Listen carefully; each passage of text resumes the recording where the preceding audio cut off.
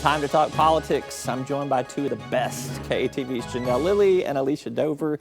You're like a lead Capitol reporter, and we need a title for you. We're going to have to come up with one. Assistant lead Capitol reporter.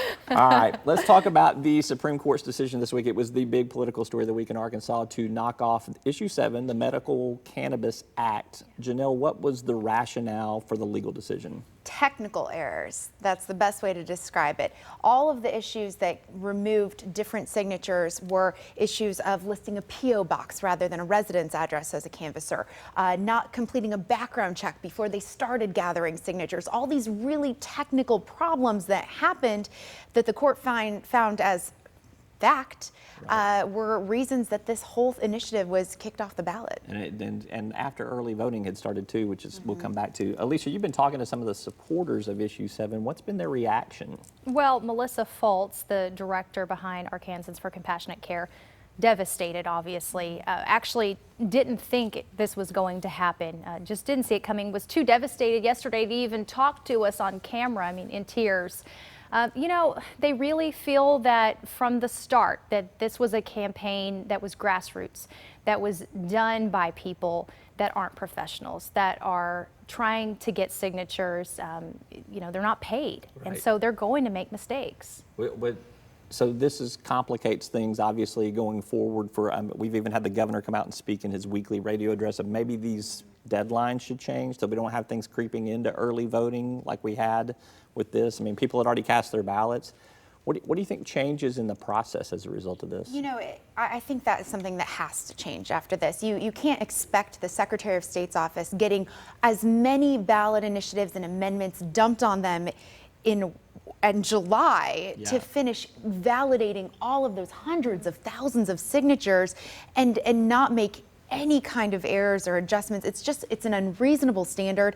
And then to have someone be able to challenge it after that, get to the Supreme Court, have the Supreme Court hear it and rule on it before early voting starts, it is absolutely impossible. It's near impossible, and you have to remember that two of these were thrown off because of their ballot title. Right. That goes back to the AG. Absolutely. Yeah. So let's talk about this too. Issue 6, Issue 7. Issue 6 is the medical marijuana amendment. There has been some rivalry between these two factions of pro-medical marijuana supporters.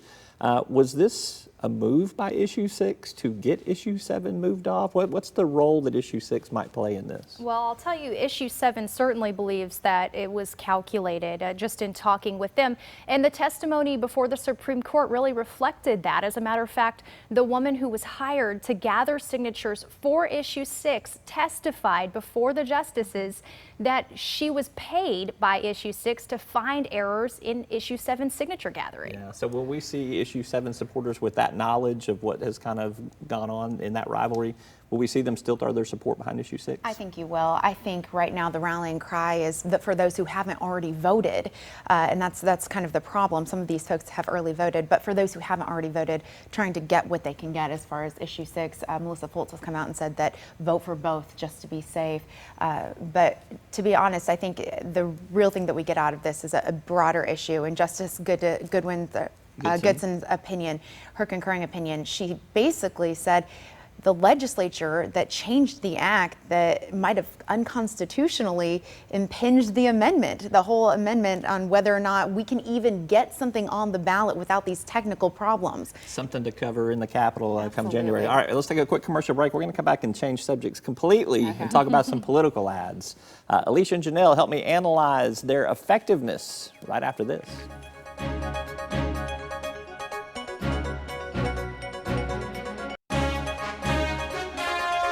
All right, and we're back with KATV's Elicia Dover and Janelle Lilley. All right, we're going to talk about some TV ads that are generating some buzz outside of Arkansas. Arkansas not being inundated like we saw in 2014 with an ad every other commercial.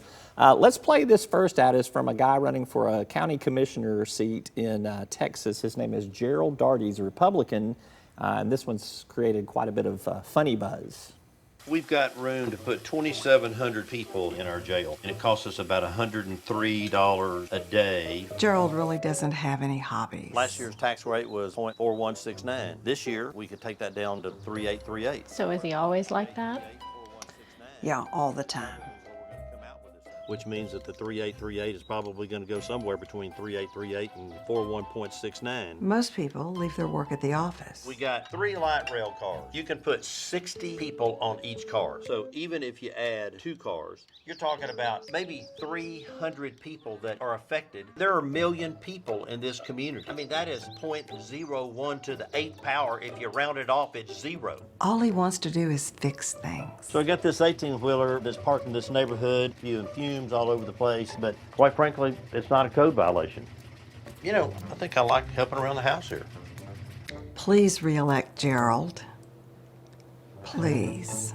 All right, Gerald Daugherty for county commissioner somewhere there in Texas. Okay, great ad or greatest ad of all time? Greatest ad of all time. Great. His wife was so deadpan. I don't know how. Oh Yeah. my word, The so good. comedic timing there was spot on. Yeah. This was also touted as kind of a welcome relief from some of the political campaigning we've seen in this Absolutely. election cycle. Yeah. Anyhow, And I funny. love that someone's that passionate about a county seat, and you know, Yeah. I think that's a great testament to what they're doing. I always like to see families get involved too. too. Like the French Hill ads with his kids. You know, Yeah. I always think that's funny, and it goes over well with voters. I agree with you on that one. All right, this is another one's a little bit more serious. Jason Kander, a Democrat, challenging Republican Senate incumbent Roy Blunt up in Missouri.